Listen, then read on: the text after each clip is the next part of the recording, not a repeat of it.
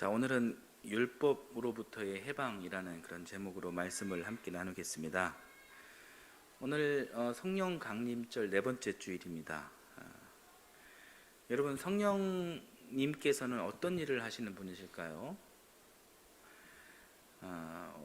오늘 본문 다음 장인 8장 2절 말씀을 한번 보겠습니다. 같이 한번 보겠습니다. 그것은 그리스도 예수 안에서 생명을 누리게 하는 성령의 법이 당신을 죄와 죽음의 법에서 해방하여 주었기 때문입니다.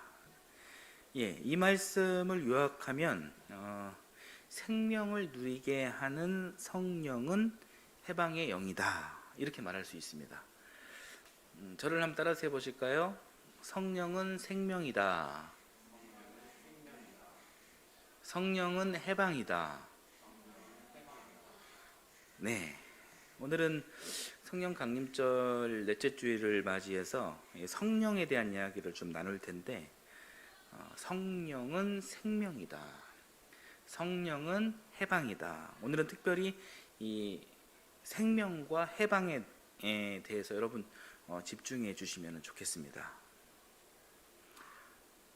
요한복음 8장 31절 32절 말씀을 보면 예수님께서 성령을 이렇게 표현하셨어요. 진리다. 31절 32절 같이 한번 봐볼까요? 자, 여기도 한번 성령에 대한 이야기니까 한번 같이 보겠습니다. 예수께서 자기를 믿은 유대 사람들에게 말씀하셨다. 너희가 나의 말에 머물러 있으면 너희는 참으로 나의 제자들이다. 그리고 너희는 진리를 알게 될 것이며 진리가 너희를 자유롭게 할 것이다. 진리가 너희를 자유롭게 할 것이다. 많이 들어본 말씀이죠. 여기서 진리를 성령으로 대체해도 괜찮습니다. 성령이 너희를 자유케 하리라. 진리가 너희를 자유케 하리라. 진리는 성령 하나님이고 또 자유케 하리라. 자유는 본질적으로 이제 구원을 뜻합니다.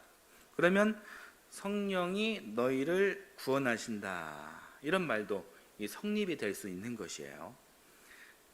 구원, 이 구원을 내 삶과 좀 가깝게 적용시키고 싶다면은, 자, 이 말씀을, 이 구원을 로마서 말씀처럼 이 해방이라는 말을 써도 괜찮을 것 같아요. 그러면 구원이 좀 더 구체화될 수 있다는 거예요. 우리 로마서 말씀과 요한복음 말씀을 같이 한번 좀 봐볼게요. 로마서는 그것은 그리스도 예수 안에서 생명을 누리게 하는 성령의 법이 당신을 죄와 죽음의 법에서 해방하여 주었기 때문입니다. 요한복음은 너희는 진리를 알게 될 것이며 진리가 너희를 자유롭게 할 것이다. 자, 이 두 말씀은 성령에 대한 이야기예요. 똑같은 말씀이라고 보면 되는 것입니다. 해방과 자유는 똑같은 뜻인데, 자, 오늘 본문이 로마서잖아요. 로마서는 뭐라고 얘기하죠? 해방이라고 얘기하죠. 그래서 우리는 해방에 좀 초점을 맞춰서 오늘 말씀을 한번 또 전개를 해보도록 하겠습니다. 여러분도 그렇게 초점화해서 저를 따라와 주시면 좋겠습니다. 성령은 해방이다. 자, 이거를 한번 볼까요? 성령? 성령은 해방이다. 해방은 영어로는 이제 리버레이션. 그리고 밑에 있는 것은 헬라어예요. 헬라어로는 엘유데로, 이렇게 됩니다. 한번 따라서 해보실까요? 리버레이션, 엘유데로, 해방. 같은 뜻이에요. 같은 단어예요. 여러분, 이 해방이라는 단어가 어떻게 들리십니까? 이게 좀 이렇게 가볍게 들리십니까? 아니면은 좀 무겁게 여겨지십니까? 일제로부터의 해방, 그리고 민족의 해방, 이럴 때 이 해방이라는 단어를 잘 쓰잖아요. 그래서 이제 좀 무거운 느낌이 납니다. 우리 청소년들이 시험 다 보고 나서 난 이제 시험에서 해방이야, 이렇게 소소한 기쁨의 표현으로 이렇게 그 해방이라는 단어를 사용하기도 하지만 해방의 진짜 뜻은 인위적인 무언가로부터 억압이 있을 때 그 억압을 극복하기 위해 쓰는 말이 해방이라는 거예요.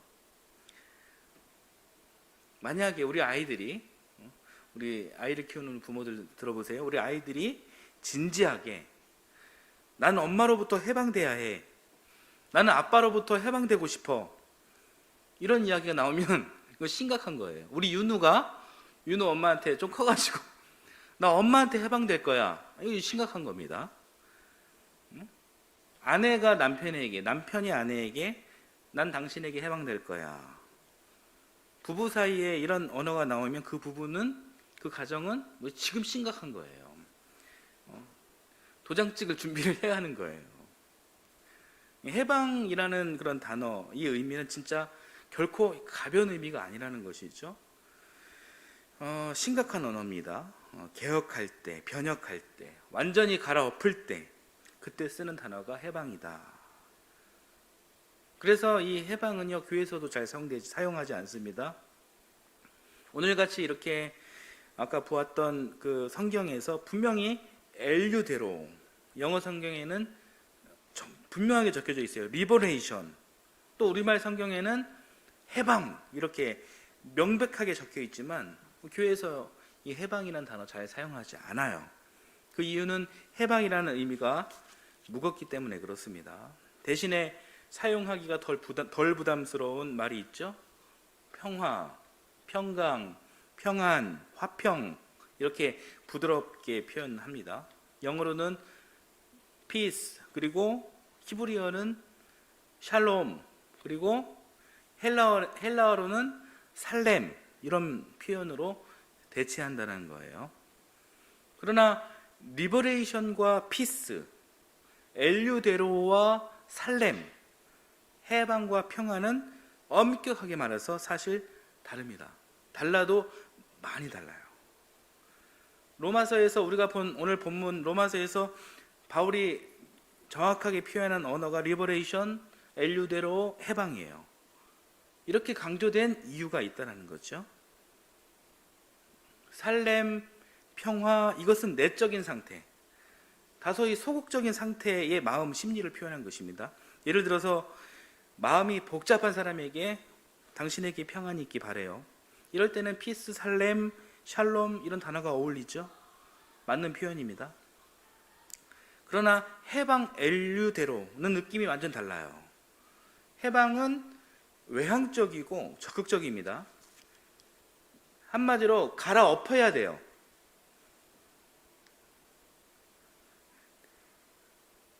해방은 내적인 표현인 샬롬, 살렘, 평화 이런 걸 넘어서 오늘 이 시간 나를 묶고 있는 혹은 나를 억압하고 있는 그 상태와 갈등하고 투쟁해서 어떻게든 이 벗어나고자 하는 적극적인 의지가 반영된 표현이 엘유데로, 해방이에요. 예를 들어서 우리 예레미야 3장 3절 4절 말씀을 함께 보겠습니다. 같이 한번 봐볼게요. 시작. 참으로 나 주가 말한다. 유다 백성과 예루살렘 주민아, 가시덤불 속에 씨를 뿌리지 말아라. 묵은 땅을 갈아엎고서 씨를 뿌려라. 유다 백성과 예루살렘 주민아, 너희는 나 주가 원하는 할례를 받고 너희 마음에 포피를 잘라내어라. 예레미야 말씀처럼 묵은 땅을 갈아엎어라. 너희 마음에 포피를 잘라내어라. 지금 이 말씀이 있는 이유는요, 이스라엘 민족은 지금 심각한 근본적인 문제가 있는 거예요. 어떤 문제냐면 창조주 하나님을 버리고 지금 우상을 숭배하고 있어요. 이런 상태라면 이전의 신앙 상태를 갈아엎고 다시 완전히 새로운 그런 신앙의 기초를 세워야 한다는 거예요. 이런 근본적인 문제가 있고 이 근본을 다시 세워야 살 수 있는 일이라면 이때는 샬롬, 피스, 평안 이것이 어울리는 것이 아닙니다. 이때는 해방입니다. 엘유데로예요. 리버레이션입니다. 여러분 그 해방과 평화의 차이를 아시겠죠? 오늘 본문은 명백히 해방입니다. 그렇기 때문에 오늘 본문 바울 사도의 이야기는 쉬운 이야기가 아니라는 거예요. 아주 비장한 이야기라는 것입니다. 무언가 변혁하고 개혁하고 이 갈아엎어야 하는, 절대 타협할 수 없는 그런 상황이 지금 바울에게 있는 것입니다. 바울 사도는 지금 그런 상황을 마주한 것입니다. 그런 것이 아니었다면 바울도 뭐 평안, 화평, 샬롬 같은 이 부드러운 표현을 사용했겠죠. 그런 표현도 분명히 있으니까. 그런데 바울 사도의 표현은 정확합니다. 엘류데로, 리버레이션, 해방입니다. 과연 이 바울 사도는 무엇을 갈아엎고 싶었을까요? 과연 무엇으로부터 해방을 해야 되겠다라고 생각을 했을까요? 그 무엇이냐면 두 가지입니다. 하나는 율법으로부터의 해방이에요. 다른 하나는 운명론으로부터의 해방입니다. 이 두 가지가 오늘과 다음 주 2주 동안 나눌 주제예요. 오늘 나눌 첫 번째 주제는 오늘 말씀 제목과 같은 이야기예요. 여러분 저를 따라서 해보세요. 율법으로부터의 해방. 네, 그렇습니다. 갈아엎어야 되는 것 첫 번째가 율법입니다. 우리는 율법으로부터 해방되어야 합니다. 제가 그동안 설교를 통해서 율법에 대해 많이 이야기했죠. 예수님께서 목숨 걸고 싸우신 상대가 바로 율법이다, 이런 이야기를 제가 말씀드렸습니다. 제가 질문 하나 드릴게요. 율법은 본래 나쁜 것일까요? 아니죠. 율법으로부터의 해방이 율법이 나쁜 것이어서 지키지 않아도 된다는 그런 뜻이 아니에요. 간략하게 율법에 대해서 이야기하자면 율법의 대표적인 것은 십계명입니다. 십계명은 구약 시대에 하나님께서 선지자 모세에게 주신 율법의 핵심 내용이에요. 하나님께서 이스라엘 백성들에게 주신 계명입니다. 그렇게 하나님이 주신 귀한 것인데 어찌 그것을 폐하고 율법에서 해방돼야 된다 이렇게 말할 수 있겠습니까? 그럴 수 없는 것이죠. 율법 1계명부터 10계명까지 우리가 지켜야 할 생명의 법이 맞습니다. 지켜야 합니다. 그런데 솔직히 우리가 그걸 어떻게 다 완벽하게 그것을 다 지킬 수 있겠습니까? 예를 한번 들어볼까요? 제1계명이 무엇인가요? 너는 나 외에 다른 신을 섬기지 마라. 맞는 말씀이죠? 그런데 어때요? 살다 보면 뭐 경제에 쪼들리게 되고 돈 때문에 스트레스도 받게 되고 어쩌다 보니까 하나님 신보다 뭐 돈 신이 더 귀하게 여겨질 때가 있죠. 그래서 로또나 해볼까? 로또가 대안이야? 이런 생각 할 수 있는 거예요. 온몸은 피곤해서 예배의 자리보다 잠깐 휴양하러 가는 그 자리를 더 중요하게 여기는 마음을 품을 수도 있는 거예요. 그렇죠? 그런 마음이 들 때마다 우리들은 1계명을 지키지 못한 것입니다. 그렇다면 유대 율법에 의하면 그런 마음이 있는 사람은 죽어야 하는 거예요. 죽어야 하는 것입니다. 죽어 마땅한 것입니다. 그렇게 정죄했던 것이에요. 그리고 5계명이 무엇입니까? 내 부모를 공경하라. 이 율법도 맞는 말이죠. 자기 부모를 공경해야죠. 그런데 이 당연한 말씀에 우리들은 어떻습니까? 자유롭습니까? 자유로워요? 부모를 정말 잘 공경하고 있습니까? 율법대로 행하고 있습니까? 부끄럽지만 우리는 이 율법대로 완벽하게 살지 못합니다. 그런데 여기서 중요한 것은 뭐냐면 완벽하게 살아야 한다는 거예요. 한치 흔들림 없이 부모를 공경해야 한다는 것입니다. 100번 중에 99번을 공경하고 한 번 속 썩여도 안 된다는 거예요. 그 불효한 그 한 번 때문에 99번 아무리 잘했어도 율법에 의하면 그 사람은 죄인이다. 그 죄인은 이제 죽어 마땅한 존재가 되는 것입니다. 누가 이런 율법에 자유로울 수가 있겠습니까? 어느 누군들 인간의 모습을 가진 자들 중에서 이 율법에 완전히 자유로운 사람이 어디 있을까요? 있을까요? 유대인들이 메시아라고 칭송하고 떠받드는 사람이 모세예요. 모세가 그런 완벽한 사람이었을까요? 아니에요. 모세도 그렇게 결코 완벽하지 않았습니다. 모세는 언변도 딸리고 믿음도 얼마나 부족했는지 몰라요. 출애굽기 4장 10절에서 14절 말씀을 우리 함께 보겠습니다. 제가 좀 빨리 읽을 테니까 따라와 보세요. 모세가 주님께 아뢰었다. 주님 죄송합니다. 저는 본래 말재주가 없는 사람입니다. 전에도 그랬고 주님께서 이 종에게 말씀을 하고 계시는 지금도 그러합니다. 저는 입이 둔하고 혀가 무딘 사람입니다. 주님께서 그에게 말씀하셨다. 누가 사람의 입을 지었느냐? 누가 말 못하는 일을 만들고 듣지 못하는 일을 만들며 누가 앞을 볼 수 있는 사람이 되게 하거나 앞 못 보는 사람이 되게 하느냐? 바로 나 주가 아니더냐? 그러니 가거라. 네가 말하는 것을 내가 돕겠다. 네가 할 말을 할 수 있도록 내가 너에게 가르쳐 주겠다. 모세가 머뭇거리며 주님 죄송합니다. 제발 보낼 만한 사람을 보내시기 바랍니다. 하고 말씀드리니 주님께서 모세에게 크게 노하시어 말씀하셨다. 레위 사람인 너의 형 아론이 있지 않느냐? 나는 그가 말을 잘 하는 줄 안다. 그가 지금 너를 만나러 온다. 그가 너를 보면 참으로 기뻐할 것이다. 하나님께 택함받은 모세는 이렇게 자신감이 부족했던 사람이었어요. 모세는 그래서 말하는 거죠. 저는 말재주가 없는 사람이에요. 그랬더니 하나님께서 뭐라고 하십니까? 누가 사람의 입을 지었느냐? 창조주 나다. 그러니 믿고 가거라. 그랬더니 모세가 또 하는 말이 주님 보낼 만한 사람을 보내십시오. 그랬더니 하나님께서 이놈 새끼 그러면 말 잘하는 네 형 그 아론을 보낼 테니까 믿고 가거라. 이게 오늘 그 방금 읽은 본문에 대한 이야기예요. 우리 신앙에서 정말 중요한 것은 이 대화, 하나님과의 대화, 하나님과의 소통에 있어요. 방금 우리가 본 하나님과 모세의 이 대화가 사실 십계명, 율법보다 더 먼저 있었던 이야기예요. 모세는 분명 위대한 영도자가 맞아요. 모세가 위대한 이유는 이 사람이 1계명은 무엇이고 2계명 무엇이고 3계명 무엇이고 8계명, 9계명, 10계명 무엇인지 이것을 이 10계명 달달달 잘 외워서가 아니에요. 모세는 자기의 부족함을 인정하고 하나님을 의지했고 하나님과 대화하는, 소통하는, 기도하는 사람이었기 때문에 위대한 신앙의 영도자가 되었던 것이에요. 결국 중요한 것이 무엇이냐면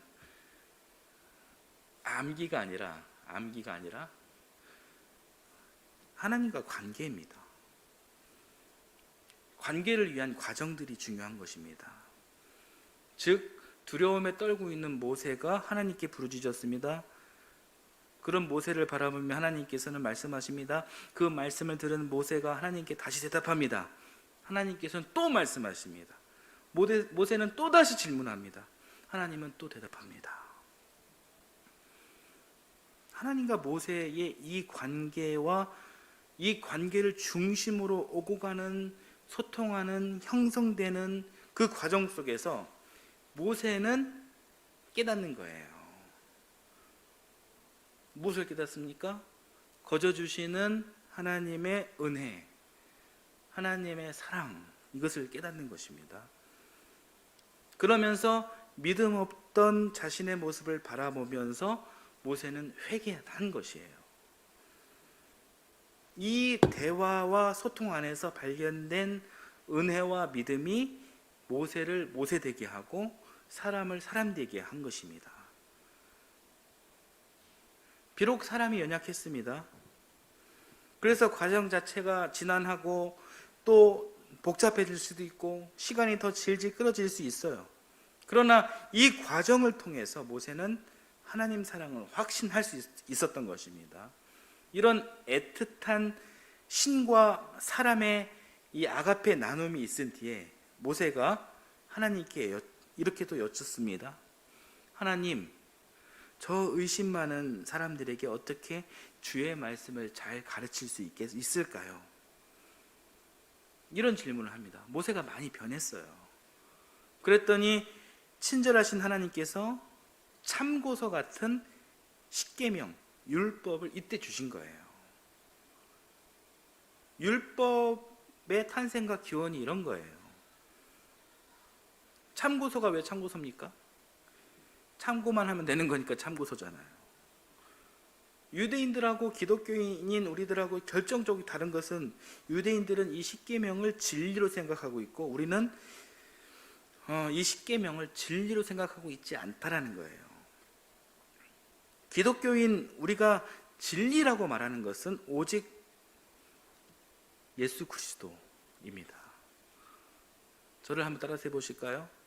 우리에게 진리는 오직 예수 그리스도다. 그렇습니다. 우리에게 진리는 오직 예수 그리스도예요. 십계명은 무엇일 뿐이라고요? 네? 참고서일 뿐이에요. 십계명은 그렇게 만들어진 것이에요.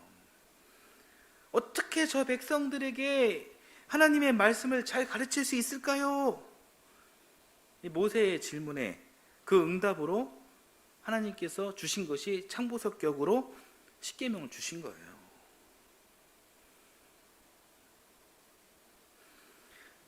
그러나 어느 순간 모세가 죽고 이후에 유대인들에 의해 율법의 진리가 완전히 왜곡된 거예요. 율법을 완벽히 못 지키면 돌 맞아 죽을 죄인이라고 그렇게 왜곡됐습니다. 하나님의 아가페는, 하나님의 그 사랑은 어느 날 완전히 사라지고 율법만, 십계명만, 참고서만 그렇게 남게 된 것입니다. 수직적인 사람 간의 상하 질서, 선과 악, 이 이분법을 지키지 않으면 죄인이다. 그 죄인은 죽어야 할 대상이다. 그렇게 율법은 하나님과 사람 사이의 아가페가 아닌 사람을 올가매고 괴롭히고 죽이는 정죄의 수단으로 변질된 것입니다. 생명창조, 생명구원의 하나님, 이렇게 우리가 고백을 하잖아요. 이 하나님은 어느 순간 이 생명을 파괴하는 저승사자가 된 것입니다.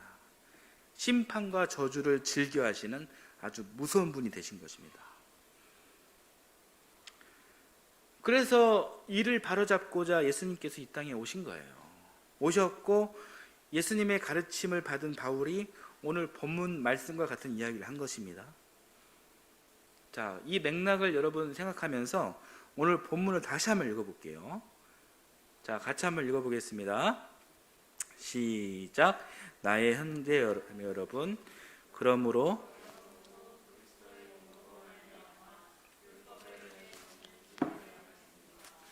그래서 여러분은 다른 분, 곧 죽은 사람들 가운데서 살아나신 그분에게 속하게 되었습니다. 우리가 하나님을 위하여 열매를 맺게 하기 위함입니다. 이전에 우리가 육신을 따라 살 때에는 율법으로 말미암아 일어나는 죄의 욕정이 우리 몸의 지체 안에서 작용해서 죽음에 이르는 열매를 맺었습니다. 그러나 지금은 우리를 올감했던 것에 대하여 죽어서 율법에서 풀려났습니다. 그래서 우리는 문자에 얽매인 낡은 정신으로 하나님을 섬기지 않고 성령이 주시는 새 정신으로 하나님을 섬깁니다. 아멘. 방금 읽은 오늘 본문 말씀과 그리고 로마서 7장 전체를 한번 요약해 보면 이렇습니다. 율법은 하나님께서 주신 귀한 계명이 맞다. 이 율법은 우리에게 어떤 순기능이 있느냐?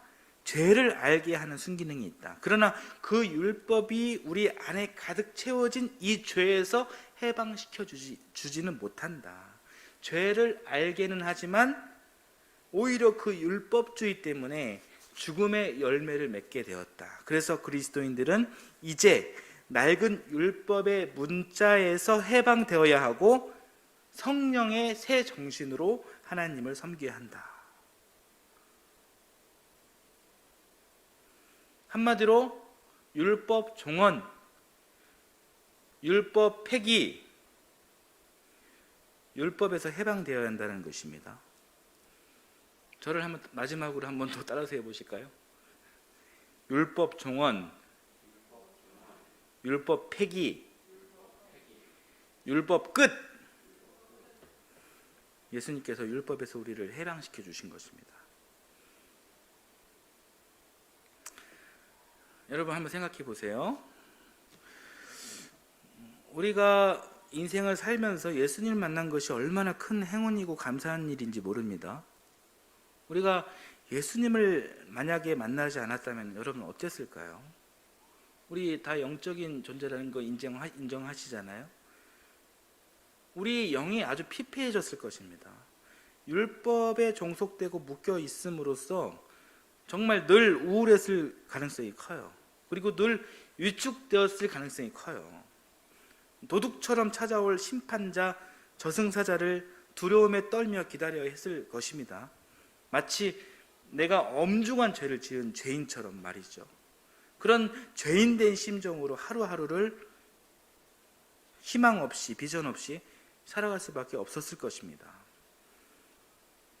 또한 삶 속에서 마주하는 상대가 어때요? 다 나처럼 죄인이에요. 다 못난 사람들이에요. 그러니까 서로 정죄하고 그리고 미워하는 일에 아주 익숙했을 가능성이 큽니다. 동료의, 이웃의 이런 사람 간의 관계 속에서의 애틋함 정말 찾아보기 힘들었을 것입니다. 다 적이죠. 살벌한 세상이죠. 우리가 우리를 서로 사랑할 근거가 상실된 거예요. 저 보세요. 저 중동 땅에 이스라엘과 팔레스틴, 예수 그리스도가 없는 저 나라에서 서로를 부정하고 또 저주하면서 물불 가르지 않고 여전히 싸우고 있지 않습니까?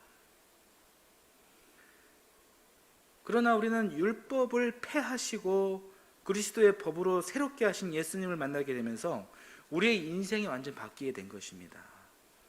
하나님의 아가페를 이제 알게 된 것입니다. 이 아가페의 확증이 예수 그리스도시다. 예수님은 우리를 사랑하시되 끝까지 사랑하신 분이시다. 우리를 구원하시기 위하여 누가 신이신 분이 사람으로 오셨다. 오셔서 우리를 끝까지 사랑해 주셨다. 예수님의 그 사랑. 여러분 그 사랑을 한번 깨달아 봐 보세요. 얼마나 감사하고 우리 인생의 가장 값진 그런 귀한 보물임을 알 수 있지 않습니까? 그렇게 오늘 나와 함께 동행하는 나의 숨, 나의 호흡이 되시는 분, 이 성령님을 체험하며 이 성령님을 통해 우리는 다시 하나님의 본질인 아가페, 그 사랑 안에 거하게 되고 그 사랑에 순간순간 살면서 감복하게 되는 겁니다.